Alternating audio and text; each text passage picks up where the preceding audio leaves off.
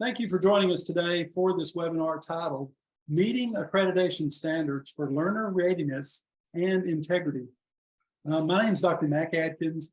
I'm the founder and chief academic officer with Smarter Services. I'm joined by my colleague, Dr. Doug Weimer, who's the CEO and lead consultant for Southeastern Accreditation Consultants. There we go. So first of all, I just want to thank you for being an educator. Obviously, Dr. Weimer and I are both educators, and we really appreciate and respect what you do as educators. And I wonder if you ever slow down and ask yourself why. Why am I an educator? Chances are you might could be making more money with something else, but there's something about this profession that drives you. And part of what drives me, and perhaps you too, is knowing that what we do as educators really makes a difference in the lives of students and also the lives of their families, even multi-generationally. You know, it's been proven that one of the best ways to break the cycle of poverty for an individual and then subsequently for their family is through continuing their education. So I just wanted to start out by thanking you here on this Wednesday afternoon. It may be a long week for you, but I just want to pump you up and let you know that what you do is important, makes a difference in the lives of your students and their families. So I also want to thank you for your time. We will hold this exactly to just 1 hour, but during this hour, we're going to be discussing some issues that relate to accreditation. We're going to be highlighting some relevant research. We're going to be exposing you to some external resources and also talking about 2 different tools that you may be able to use to foster learner integrity as well as learner readiness. Some of you on this webinar are currently Smarter Services clients. So for you, the information about the tool you're using may be redundant, but there are others for whom this may be new information. So Dr. Weimer and I didn't want to expose our ages, but both of us have been educators, we'll just say for multiple decades, right? I've been in it for longer than 3 decades. In fact, I got started in e-learning back before it was cool. I started doing distance learning in the mid-90s, about 1995. So that was before the internet was really a popular thing even. I was at a university that was doing videotape-based delivery of distance learning. So I've seen this thing for a long time. And over those 3 decades, there are 3 truths that have remained true regardless of where we are in the e-learning process, if it's in its infancy or in its maturity. But those 3 things are, first, that distance learning is a better fit for some people than it is for others, right? And that really is based on non-cognitive factors, traits, attributes, and skills, motivation, control over procrastination, willingness to ask for others. And being able to assess that provides insight to students about their degrees of readiness. That's just as true today as it was 30 years ago. Another thing that has remained true is that most students are willing to do as little as they can to get the course done. You know, higher education is one of those weird things that people are willing to pay a lot of money for, but then they're happy when they don't receive much of it. Have you ever thought about that? Think about that lecture class when the faculty member doesn't show up. Everybody's so happy when they get to leave the classroom early, even though they paid that expensive tuition. Same thing in online courses. If you have an online course that's not very rigorous, people are kind of happy about that. But you know what? Students, they want to do as little as they can and get through the course. And it's that mentality, I think, that's at the core of a lot of the academic integrity issues that we have, that students just want to do as little as they can to get by, so they don't put a lot of preparation into their test. And that's what can prompt some of the cheating and other things that's going on, you know, using ChatGPT to write your term papers. All those things is really from that attitude. So proctoring fosters integrity by monitoring students as they're demonstrating their level of mastery. And the third truth that's remained true is that, you know what? Students are not the only ones who want to do as little as possible and get by. I think that's also true of our organizations, of our schools, our colleges, our universities. We'd love to just get by with as little administrative burden as we can. That's why I did that little poll to kind of see what the thinking is about, you know, how hard is that administrative burden. I was glad that everyone didn't vote there for it being a super strong burden. But you know what? Accreditation is what keeps us diligent. I see it as parallel to proctoring, keeping students honest. The accreditation process keeps organizations diligent as well. So this webinar today really is at the nexus of those three truths about students, that online learning is a better fit for some than others, that all students are going to skate by and we need to monitor them while they demonstrate their mastery, and that schools also need to be prompted and monitored. And so that's what accreditation is for. Doug? Yeah, and on your third point, Mac, I would argue the other side of the coin, where that administrative burden that we were talking about is about a lot of times documenting the things that are being done at these institutions. Many of us, we all have a mission, which is what we're talking about here on this slide. And that is probably the most often referred to piece of documentation that you'll have in an accreditation document, an accreditation study. But stopping to write down everything that's going on and stopping to document all of the processes and the procedures and the things we're trying to do to serve students, knowing it from my roles as department chair and dean and chief academic officer, stopping to write it all down was what made us have the angst. We knew we were doing the things we needed to do to be compliant with a standard. We just didn't want to stop and write it all down. It's not the doing of it, it's the documenting of it. The documenting it. Right. So we all have a mission, right? But having a mission isn't always enough. And what we do know is that students come in unprepared. Many of them, not all of them, and they'll be unprepared in different ways, at different levels, and finding ways to serve these students is a challenge, particularly if we're looking at a community college or primarily a two-year college that is expected to be everything for everybody. Those institutions have perhaps even a heavier lift with students coming in that are not quite ready for college, be that in the traditional areas where we think of, or be that in some of those non-cognitive skills that Mac was just talking about. So we have tools and techniques and things we need to put in place to support those at-risk learners. And then ultimately, we need to tell that story. And we need to tell that story in a convincing way for accreditors. And we have to document all of the processes and pieces and parts that we have going on. So serving that population of students that may not quite be ready in an environment where money is very tight for the tools that we might need is a challenge. And then stopping to tell that story is also a challenge for institutions in this accreditation journey. Give us the next slide. So the first thing we're going to talk about today is that online student and the process of meeting that federal requirement. The federal requirement that we ensure the student completing the work is the one that is registered in the class, right? Every accreditor has this. They used to be regional accreditors, they're not, now they're institutional accreditors. The DOE stripped that regional name off of them a while back. But this is a federal requirement. Everybody requires that you have something in place to identify students and verify that the right student is doing the work. The minimum, of course, is unique username and password. That's the minimum.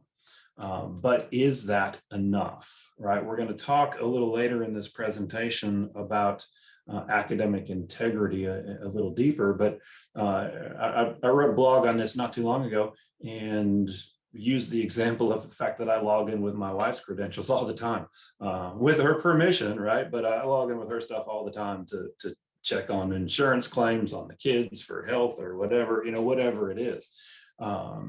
So the next step, we look at doing things in a proctored environment, and some faculty on their own will require some proctoring. Some institutions have that as a requirement where there's at least one proctored exam or assignment or that kind of thing.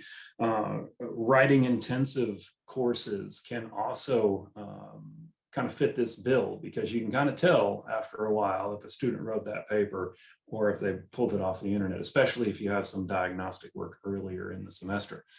So when this doesn't work, when this falls down, what are the consequences of insufficient identity verification? And I would argue that the consequence is dilution.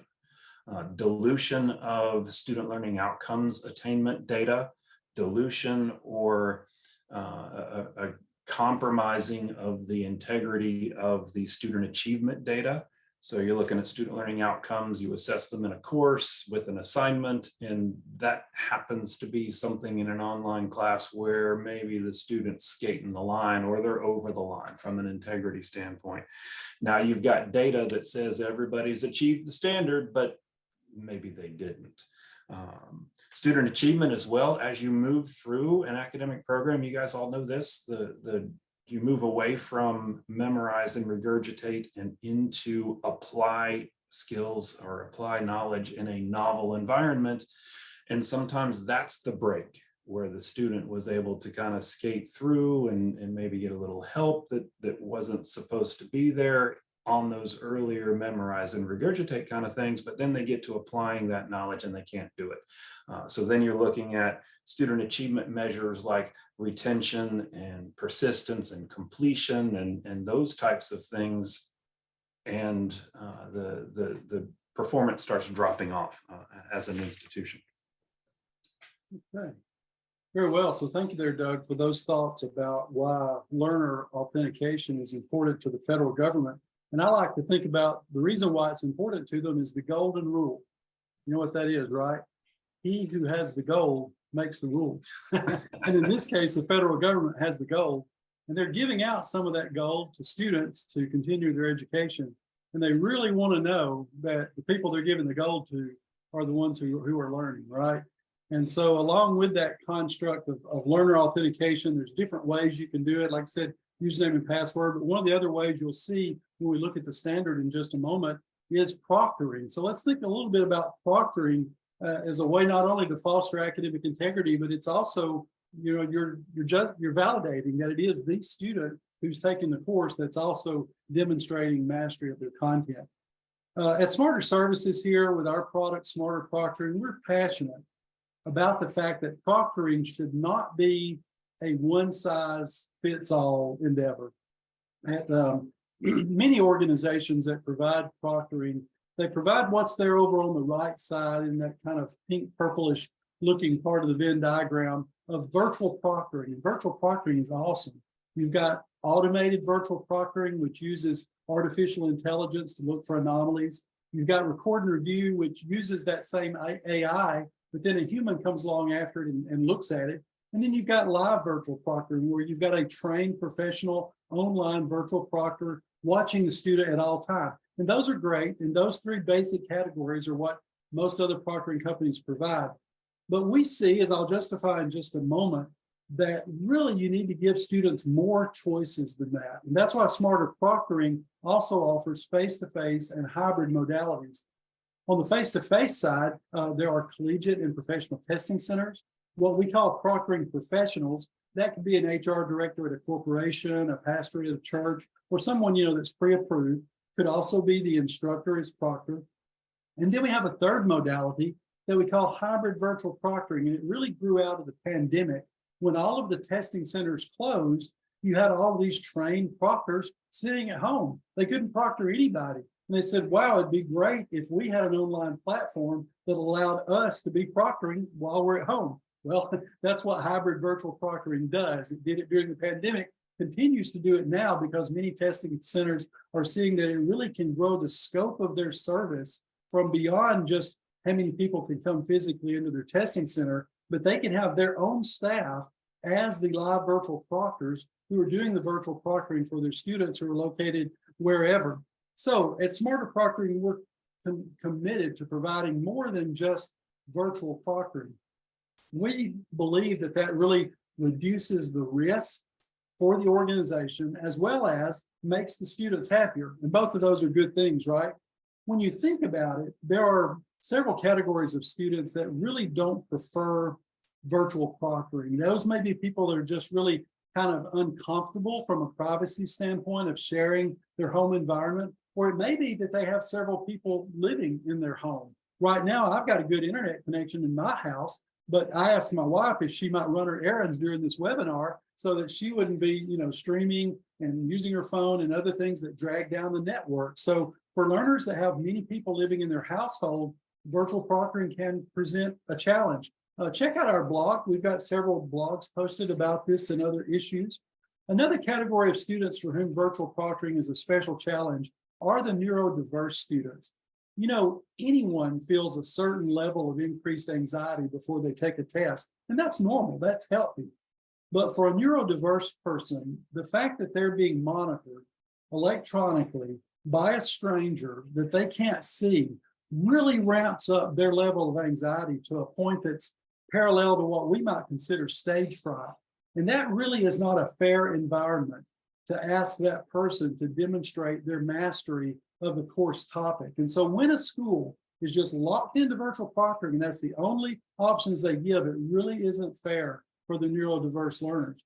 But on the other side of it, you've got some people, many people, for which virtual proctoring is awesome. And that's what they want. They don't want to have to go to campus and hire a babysitter and use their gas and take their time. So the fact is, everyone's use case is different, and proctoring does not need to be a one-size-fits-all situation. Nowhere was this highlighted better than a few months ago when Cleveland State University, a student filed suit against them, and you likely heard about this. The student said the room scan violated their Fourth Amendment rights. And when it came down to the details of the case, it wasn't the fact that the room scan was done, but it was how it was done. The student had protested the room scan requirement. The requirement was removed from them, but that was never communicated to the faculty member who was the proctor. So the student was forced to undergo the room scan anyway. So the whole thing was just a problem. Well, the judge declared that the ruling in that case only applied to that one student, not even the other students in the course, not other students all over the country, but that decision is being appealed. So it's not over yet, so stay tuned with it. But many of our clients with Smarter Proctoring turned off that ability or that requirement to do a room scan, and that's fine. But really what that underscores is the fact that you can't do virtual proctoring just one way and it fit everyone, right? So giving your students options even provides more legal protection for your organization. And so by the face-to-face network that we provide, a recent count, over 511 testing centers, over 2,300 face-to-face proctors. So there's someone or some location near most students that they can go to so that if virtual proctoring presents a technology or a privacy or an accommodation challenge for them, right there in the same place where they would sign up for virtual proctoring, right in the LMS, right in their course, they can schedule these other modalities as well. So let's think a bit more deeply about some of the issues around fostering academic integrity. If you don't think cheating's happening, get your head out of the sand because it's happening. It's changed. Back in the 40s, there was a study and only about 20% of college students were estimated to be cheating, but then now it's somewhere between 75 and 98%. And that finding was really validated just a few years ago in 2015 by a study done by the International Center for Academic Integrity. And the number they settled on was that 95% of college students cheated in some form, right? And this was a longitudinal study done over 12 years, involved 70,000 students. Think about that number. That's a big number, right? 95% of students are being academically dishonest in some way.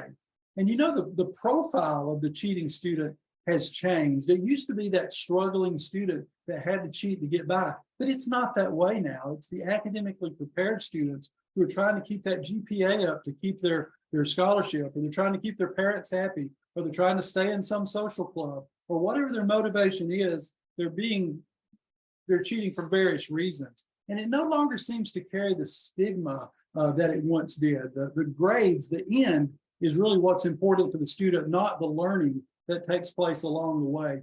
And then this last bullet point here is what's really concerning. That study found that fewer college officials, and that included faculty members, only 35% of them believed that cheating was a problem, which was actually lower than the value for the general public, which was 41%. Why is that? Why did that research find that faculty weren't as concerned? Well, here's what I speculate. I feel like faculty members are concerned, but the administrative burden placed on them is overwhelming. So you take this guy here, I don't know who that is, that's stock art. He kind of looks like maybe an engineering professor. I don't know, he's got on a nice looking sweater there. Maybe he's a literature professor. Well, we'll not stereotype him anymore, but imagine he's some kind of professor, right? We'll go with biology. You know what he wants to do? He wants to teach biology, period. He doesn't want to do all these administrative things involved with proctoring. He doesn't want to spend his time watching videos of people sitting at their desk taking a test. He doesn't want to spend time helping students schedule for someone to be approved as their proctor. He doesn't want to have to remember the myriad of forms and spreadsheets and cover sheets that are all involved. And while he may be compassionate toward his students who need accommodations, it's that administrative workflow that's several stages long that's really a burden to that faculty member. And I think because of that is why so many faculty just say, hey, you know, we're not going to bother with this whole proctoring thing. But is that really what we need to do? Because I talked earlier about students and their mentality of getting by with as little as they can, and that how they really need to be able to demonstrate their mastery in an environment where it's valid. And so that's why proctoring is so important. We did some research recently where we surveyed students right after they had taken a proctored exam. And we asked them to rate and rank different proctoring modalities by the level of psychological deterrent. And when you look at this, the kind of the pinkish, purplish bar there on the left are the very strong deterrents. Or students said, proctoring in this modality is really going to prevent me from cheating or be more of a deterrent. So what was the strongest one? The approved human proctor. That's when you've got the student sitting there, same desk with, you know, their HR director or a pastor at a church or some other approved person. That's a pretty strong deterrent, right? Look what's after it. Instructor proctored. You know, we've got some instructors that do proctoring themselves, but it's not very many. But I think it's because of that administrative burden. But when you look at this, these are students telling us that that's the second highest category that's a strong psychological deterrent against cheating. And next would be almost tied are your corporate and collegiate testing centers, followed by a location such as a library. And then at the very bottom of the list are all the virtual proctoring categories. So if we really want to do a good job as an organization in fostering integrity, we need to provide a testing environment that they can demonstrate their competency in a way that adds validity to it. Then we need to monitor it.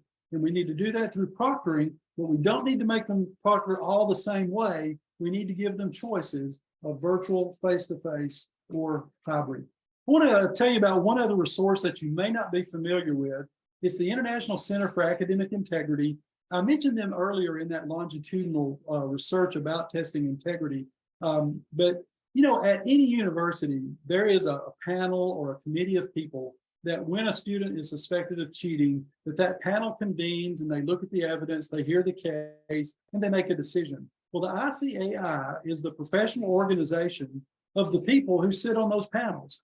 And so they get together at an annual conference. I've been to it twice. It's great. They talk about good practices. They talk about challenges. As an organization, they also conduct and publish research. So it's really a strong organization. I highly recommend them to you. If you're not familiar with them, check them out at academicintegrity.org. Okay, Doug? So as we said at the beginning, this verification of student identity in an online course is a federal requirement. Every formerly known as regional accreditor has this in its library, if you will. This is the HLC version of it. It's actually not built into the standards itself. It's a kind of a separate federal requirements document that they've got.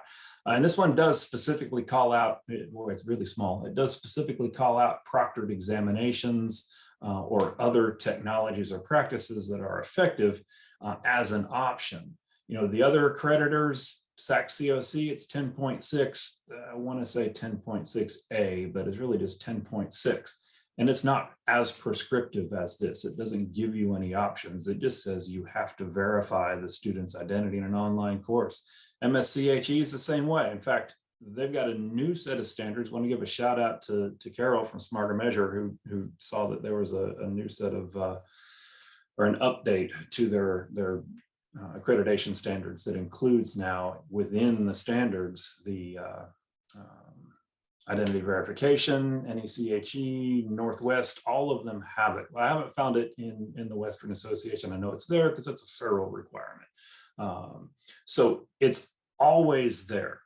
And as we're talking about the administrative burden of accreditation, and we talk about the documentation of what you are doing, there's always a trade-off, right? A new tool, a new platform, a new something that you can use to either help students or to verify student identity or those types of things. All of that, of course, comes at a price. And the trade-off is, does it help us when it comes time to write a narrative? One, does it do what it's supposed to do, which is make sure students are as being as filled with integrity as possible? But the second question is this going to give us the kind of report that is plug and play for writing our accreditation narrative, to tell our story about how we go beyond the minimum of username and password within the idea of identifying our students for sure within our accreditation narratives. Okay, very good. So let's kind of shift gears a little bit with the direction of the conversation. We've talked a lot now about learner authentication and testing integrity. Let's move more now toward fostering retention, because if we want to help these students, if we want to improve the lives of them and their families, guess what? They've got to stay enrolled. So how do we make sure that happens? And we all know that the pandemic hurt in a lot of ways. It changed our society fundamentally. And it's going to take years, if not decades, to get over that. And we're not out of the woods yet. But you look at this figure, this was back during the pandemic. This is November of 2020. 85% of students said, yeah, this pandemic is making it harder for me to learn.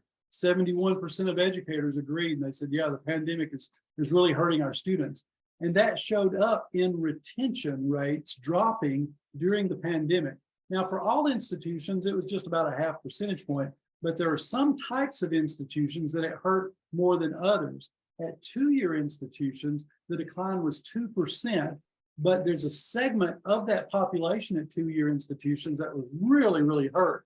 And those were the part-time students, right? It declined by 4%, which is a big percentage point. Well, you may be wondering, now that we're kind of moving out of the pandemic, is it getting better? Well, the most recent statistic I could find was from the National Student Clearinghouse, and this was put out last June, right? And so they reported that the persistence rate is getting better. We've seen growth, but we've yet to recover back to pre-pandemic levels. So our institutions are still suffering when it comes to student retention. Doug, I'll let you comment on this. Sure. You know, a big part of retention is student readiness walking in the door. As we all know, it is easier to keep a student than it is to recruit a new one, especially as we run through this latest demographic transition, especially in some areas of our country where there are fewer and fewer and fewer and fewer even college-age students that the institutions are competing for. So keeping them is important, and helping them understand their readiness is a piece of that puzzle.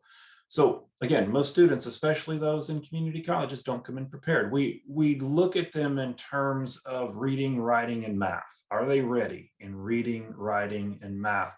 In fact, an interesting story here, back in the day, I was overseeing a transition from a print catalog to an online catalog, and happened to be editing a piece of the catalog while in a webinar about reading level, and pulled a very introductory, what I thought was a very basic paragraph out of that catalog and dropped it into the reading level measurement platform that you can find online, and found out that our introductory paragraph in our catalog was written at a master's plus level. It was an eye opener. We had some work to do. But these students that come in, they're not reading at even grade level. Most of them, the math skills aren't there. The writing skills aren't there. So we build these elaborate scaffolds around them. We have developmental coursework or remedial coursework, or we have co-requisite coursework within those college level gateways in Comp 1 and college algebra to help these students be successful.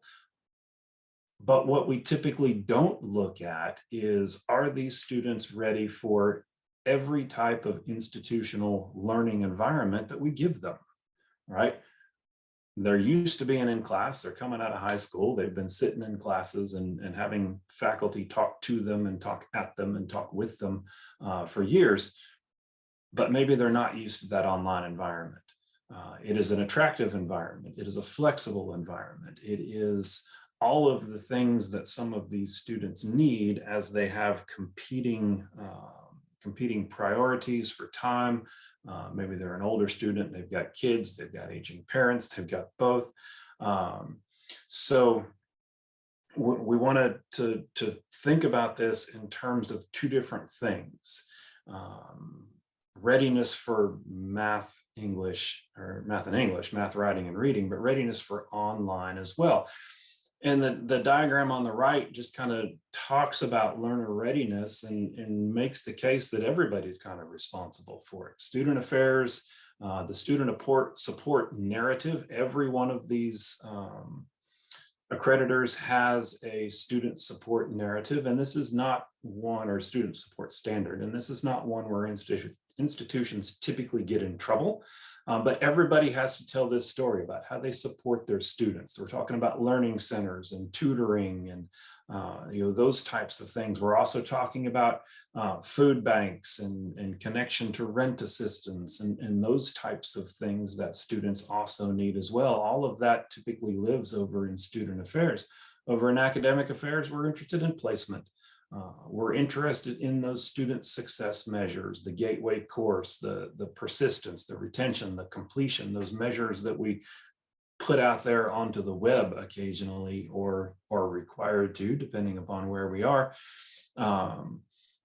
to talk about what we're doing. We're talking student learning outcomes and the ability to attain those and report on those. So all of that factors into learner readiness, and taking a student who may or may not be ready in those three areas and dropping them into an online learning environment where they are definitely not ready is really a recipe to lose a student. So looking at online readiness is an important part of the placement standard. And I'm looking at my table on the other screen. MSCHE, HLC, Northeast, and Northwest all have a student placement standard within their principles of accreditation. So this is a story that some of you have to tell, and measuring online readiness is kind of a natural next step after math, writing, and reading. Yeah, very good. Thank you, Doug. My takeaway in looking at your graphic there is that this is an enterprise-wide holistic activity, right? There's no one department that's responsible for this. It's a rising tide floats all boats, right? And before we move on, I looked at our questions and answers. Several people were asking, just to clarify, as we stated in the beginning, we will be providing a recording of this webinar. As Doug just mentioned about a table that he's looking at, you'll receive a couple of emails from us. The second of those will contain some resources that may include that table and some other things. So just be looking for those emails from us with the recording and the survey after the webinar today. And keep posting your questions there. Carol is responding to you, and we'll address them at the end. So if this construct of learner readiness is an enterprise-wide, holistic endeavor, so many people are involved with it, how can we bring to bear a certain data set on that? And the data set I'm thinking about is non-cognitive data. Now, the Bill and Melinda Gates Foundation, they want to serve lots of the world's problems, right? One of those problems that they're concerned about is this fact. Well, first of all, they know what I said in the outset, that higher education is great at breaking the cycle of poverty. But they also see that many people understand that, they catch that vision, they enroll in college, but then they soon drop out. And now they've got a student loan that they have no greater ability to repay, and they're really in worse shape than they were at the beginning. So the Gates Foundation wanted to understand, why does this happen so frequently? And so they collected data that's really difficult for our institutions to collect, because once a student drops out, they don't fill out your surveys anymore, right?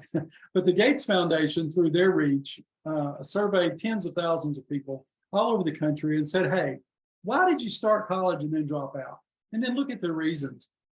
Conflicts with work schedule, affordability, lack of support from family, could be financial or practical, just didn't believe the degree was valuable, or they partied out, right? But when you think about all of those are non-cognitive reasons. Education Advisory Board recently did a survey where they asked a similar question to a different population. They asked people who had shown interest in enrolling at a university but never did enroll. And they said, what were the barriers? What kept you out? And again, look at the non-cognitive factors: cost, family responsibilities, professional work-related commitments. And then finally, NC State University, this was 6,000 two-year college students. And they said, while you're enrolled, what are the challenges? And again, it's the non-cognitive stuff that it's at the top: the work, the expenses, the family and the friends. Then when you get toward the bottom is where doing college level work comes in. So while what Doug is talking about with the math and the writing and all that's very important, and I'm going to say a little bit more about that in our assessment in a moment. If it's true that non-cognitive factors are the reasons why a lot of students don't enroll, they're the frustrations they experience while they're enrolled, and they're the straw that breaks the camel's back that makes them drop out, then doesn't that stand to reason that we need to be measuring and responding to non-cognitive factors? What do I mean by non-cognitive? Again, it's words like this on the screen. You may think of it under the umbrella title of soft skills, right?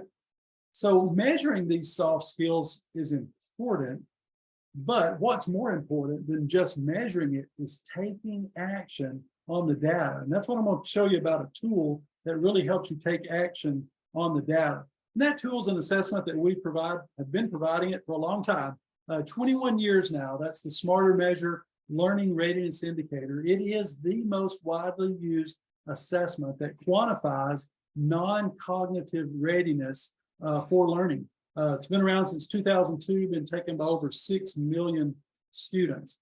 What do we measure on that assessment? Well, we start out looking at the student internally. We call this individual attributes. These are things like motivation, control over procrastination, willingness to ask for help, locus of control, things that kind of define that learner's learning personality. While we're looking at that learner internally, we also identify their dominant learning style. It's based on the multiple intelligences model. So that's whether they're visual, verbal, social, solitary, those things. Next, we look at the student externally. We call that one life factors. That's their availability of time, support from family, support from employers, having an appropriate place to study, their general health, finances. It's really an environmental scan of what's happening in their life. All these things impact a student's experience as a student. We also measure their skill set. We look at their on-screen reading rate and recall, their technical competency, their confidence with the learning management system, their keyboarding rate and accuracy. So all of those are the non-cognitive data set that we're collecting. Now, in that same interface, while we collect the non-cognitive data, over time, so many schools said, hey, we like your assessment, we love your assessment engine, we'd like to be able to also measure cognitive abilities, specifically math and writing, which is what Doug mentioned. So we also have a math readiness indicator and a writing readiness indicator. These are not designed to be as diagnostic or prescriptive as, say, an AccuPlacer. They're both 30-item instruments that pull from a pool of 90 items, but schools use these to identify students that may need additional assessment or placement intermediation courses or something like that. How do schools use this assessment? Lots of different ways. As an optic, a lens to allow that student to be self-enlightened about their own strengths and opportunities. It's a great student service that students see that, hey, my school is interested in helping me be successful. As I mentioned, some schools use it for placement in developmental or remedial courses. It's a super strong talking point for academic advisor. I mean, imagine you're an academic advisor and a student comes to you at the end of the first week of class, and guess what? They failed their first test. What are you going to say to that student? Hey, buddy, hang in there and let's do better next week. Well, that's encouraging, but it's not really developmental. When that advisor is equipped with this data set about all of these non-cognitive traits and attributes and skills, they've got a rich data set that they can talk to that student about and ways that they can coach that student to actually have different strategies the next week. This data is certainly an early alert. Many schools even give this assessment before the student takes their first course. So you don't have to allow the student to fail before you intervene. You can intervene based on these traits before they even get started. And then finally, we've done research with so many institutions that this data is truly predictive as an analytic of retention, satisfaction, and success.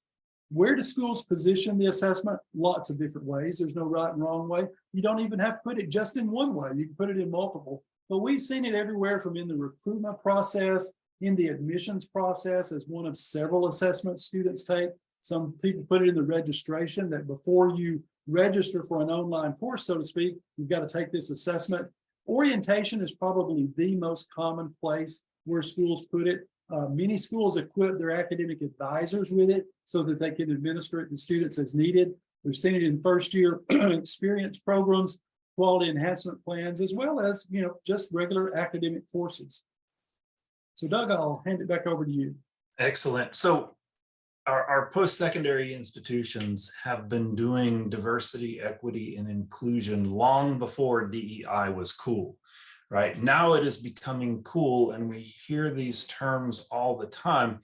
And what I've pulled out of again, I default back to calling them regionals, and I apologize, but what I pulled out of the regional institutions are various quotes about DEI and the requirements of telling your story through that lens where it's appropriate, based on your student body, based on the ways that you might disaggregate that.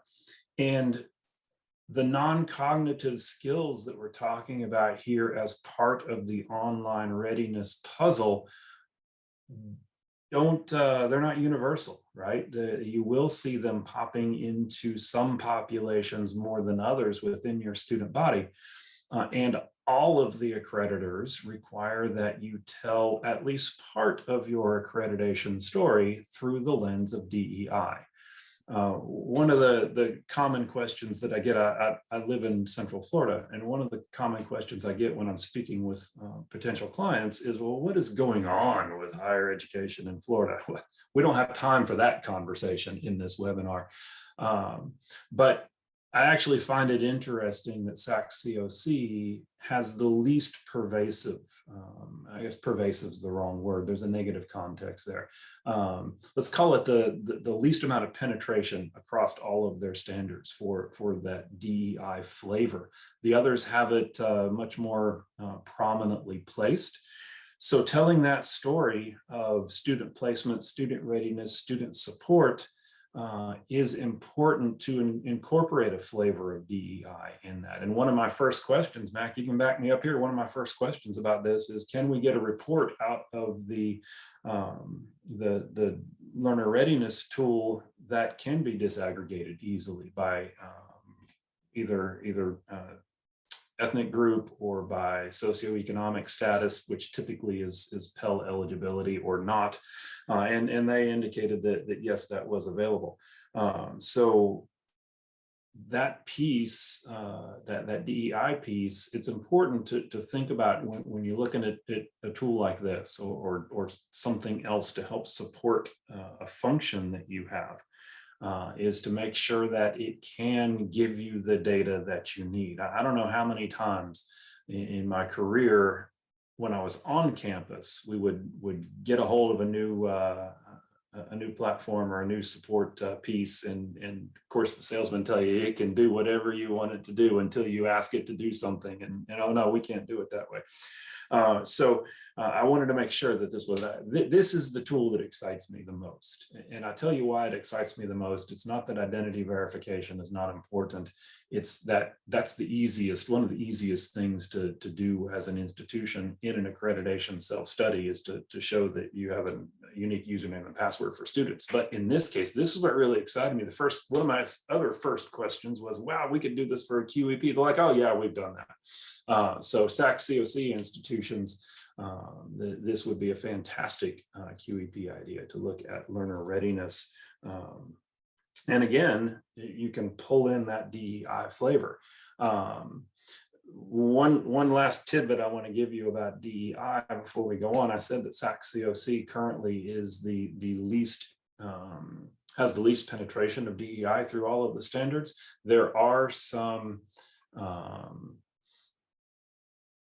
proposed changes to the principles of accreditation for SAC COC that will be voted on in December that would drastically change that. So just be aware if you are a SAC COC institution. Right, and then I think we got one more slide, and then Carol has indicated we've got somebody with a question. So let me run through this real quick. So learner readiness, again, I indicated that many of the institutional accreditors have that learner readiness student placement kind of a standard. This one is from Middle States, and you can see it's over there on Part B, a process by which students who are not adequately prepared for study have been admitted, are identified, supported.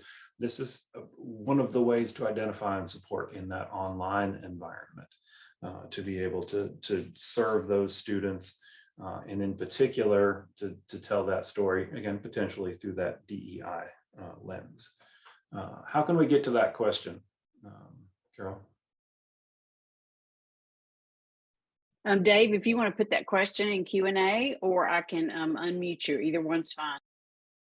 Yeah, while we're rounding that up, I'll just make one comment.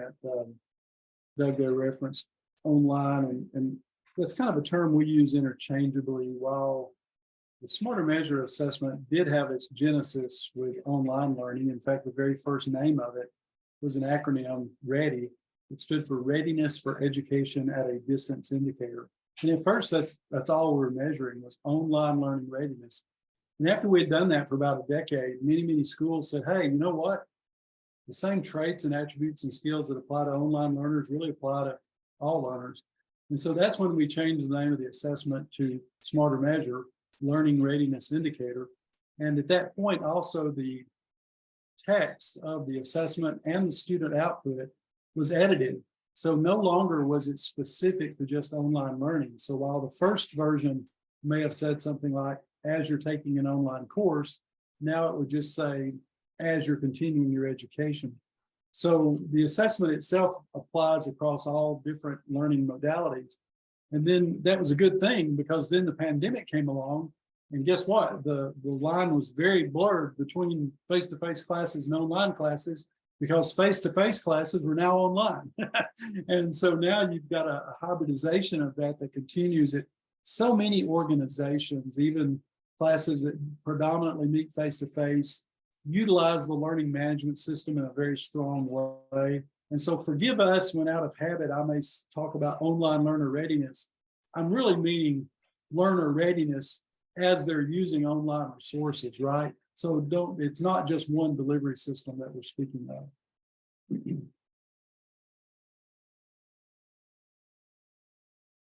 We'll move ahead to the slides about our organizations, Doug, and then Carol may have that question for us.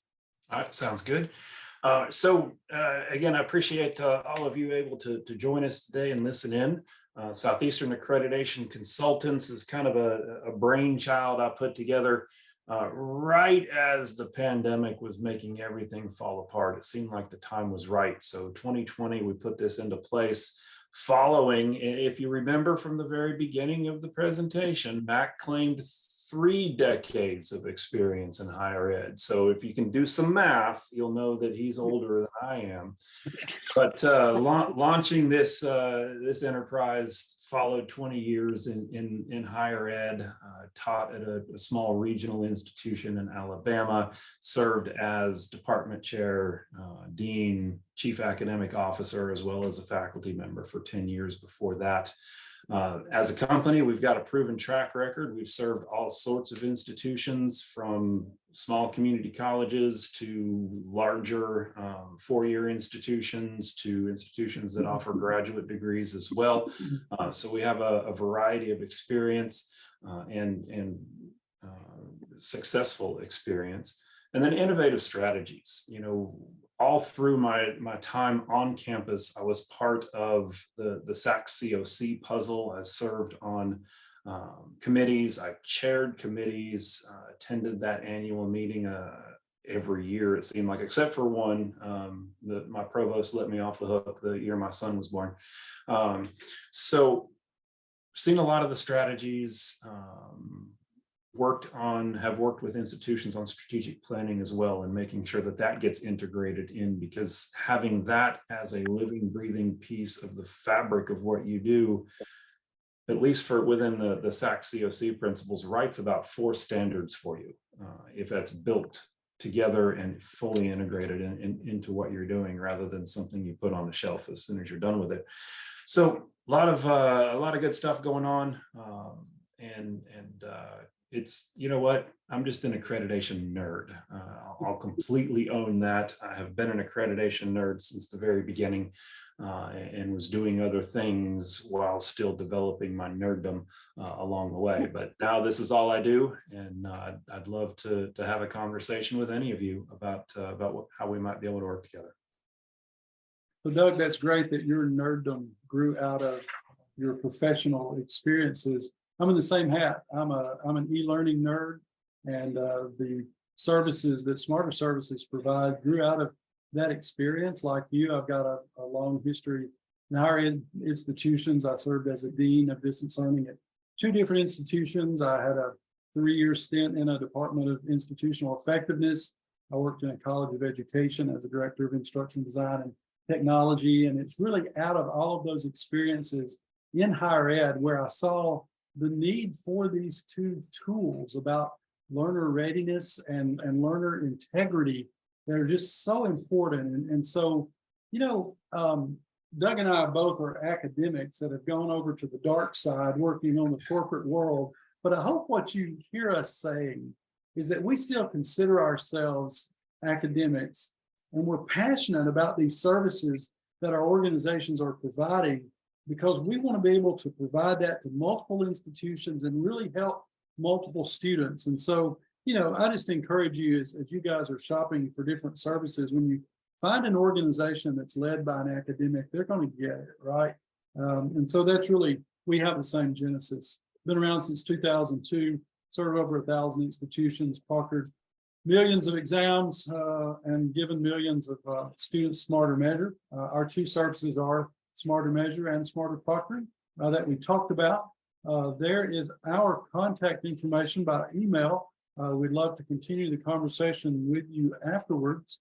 So I'll pause now. And Carol, do you have any questions we need to address? I don't have anything that's showing in chat right now. I did have someone raise their hand, but I didn't have a question put in chat afterwards. So if anybody have any questions that you want to ask right now before we wrap up, feel free to type those in the Q&A at the bottom. So are you guys seeing my poll results now? I'm not. Do you see that on my screen share? No? Nope. I'm still struggling with how to do this in Zoom. I drug it on top of the screen that I was sharing. Well, There it is. goes. There Yep, it is. there it is. I was going to say it's probably my fault, because I've had nothing but technology problems for 48 Yeah. hours.